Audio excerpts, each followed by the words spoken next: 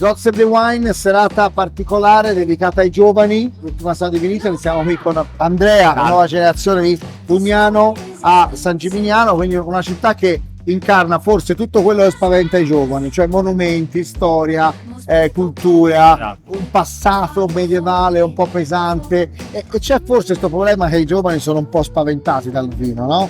Sì. Credo sia questo purtroppo è un ambiente che ormai sta diventando molto cupo, molto bisogna, insomma, secondo me cercare di rigenerare, di dare modo ai giovani di dare spago alla creatività, avere vini un po' più freschi, più beverini, diciamo, evitare nozioni, cose da grandi professori, ma avere cose più di pronta beva e che si riesca a concepire prima comunque un qualcosa di più facile da capire. Questo, e quindi direi che per esempio San Gimignano, la Vernaccia, perlomeno la sua versione più giovane, sicuramente mirata, anche i rossi di San Gimignano che hanno una freschezza particolare. Ecco, invece qui a Verona, che a San Gimignano è facile vendere il vino, a Verona con la cucina veronese, un'idea di come fare abbinare, Vincente, una Vernaccia ricca e complessa come può essere la vostra Donna Gino? Allora, credo che alla Vernaccia si possa abbinare perfettamente dei ravioli burro e salvia, che secondo me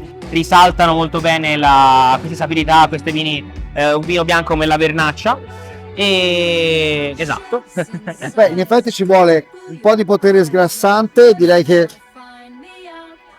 ne abbiamo tanto, e qui abbiamo anche questo rimando di erbe aromatiche con la salvia e anche un po' la macinata di pepe. Ci stanno una grande Andrea, grazie, buon consiglio, buon proseguimento. That's how you like it. I'm a little bit lost for words, but no